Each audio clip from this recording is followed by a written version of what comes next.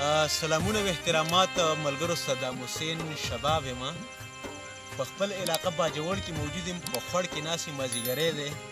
یو راسره الیاس خان ناست دی بل ضیا بی راسره ناست دی د دې ډېر خواهش وکړي یو کلام ورته وړاندې کړم ځکه چې پرون هم دی یو خواهش لرو چې موږ به ناسته کوو یو کلام به راته وړاندې کوي خو بیا ټایم میلاو نه شو نو نن هم ډېر په منډه وخت را جوړ کړی دی چې دې سره کینو یو کلام ورته وړاندې کړو خو د کلام نه مخکې ورته زه یوه ټپیزه ووایم وایي لاړې د بل په لار دلداره ټپیزه ده وایي لاړې د بل په لار دلداره و څه وکړم رمه ناقراره لږ مې تپوس کوه نګاره وایي زما د پېغلې په شان یاره راشه چې چل د ژوندانه مې وښایم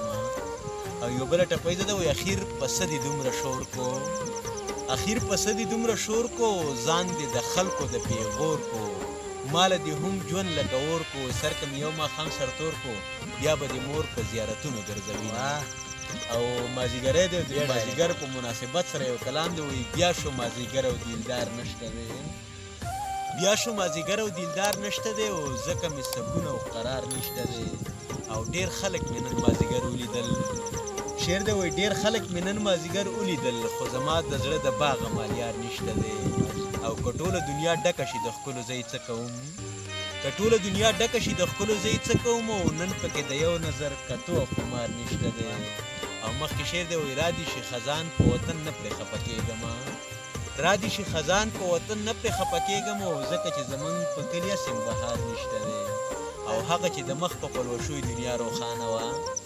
هغه چې د مخ په پلوشوی دنیا روښانه وه اوس په دې دنیا کې هغه ښکلی رخسار نشته دی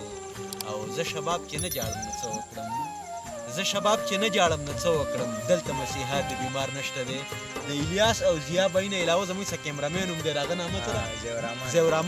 زیورمان زموږ کیمرامین دی د هغه هم ډېر خواهش خو د بده مرغه زموږ سره بل څوک نشته چې زموږ نه ویډیو وکړي نو هغه موږ ته کیمره نیولې ده لاس یې هم ډېر برها ستړي شو یو جهان مننه دې ناست دی دا کومه دی ضیا بی ته یو شعر ډایرکټ شعر دی وایي د چا سره ژوند تیر شو د چا سره په کار دی دارغر صاحب یو شعر دی زه به ورته دا ووایم ضیا بی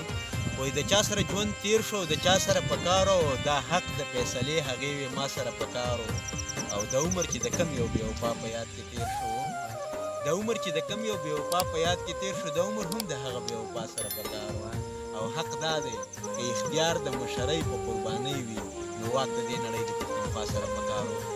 دا چونکې ځوانان دي یو جهان مننه ستاسو د ناستې موږ به بیا راکینو داسې نور ځوانان به د ځان سره کینو سره زده کړې خبرې به کوو ټپه به وایو غزل به وایو شعر به وایو چونکې دې خلکو ته یا نه چا ریاست هغه نظر کړی دی دا چې د وطن شهرین دي ډېر وروستو پاتې دي هغه که د ایجوکیشن لیول دی که د هیلث لیول دی خو موږ به د خپل سوشل میډیا د لارې د وټساپ د فیسبوک د یوټیوب د لارې به کوشش کوو چې د دې د اواز دنیا ته ورسوو د دې سره ناسته وکړو څه داسې ګیدرینګ وکړو ناستې وکړو چې په هغې کې سره زده کړې خبرې کېږي او موږ د یو بل د مسایلو نه خبر شو د پښتون وطن په دې وسایلو ځان پویه کړو نو انشاءالله ډېر زر به دا جنت وطن او دا خلک به ډېره ترقي کوي خو که موږ ځان په خپله پویه کړو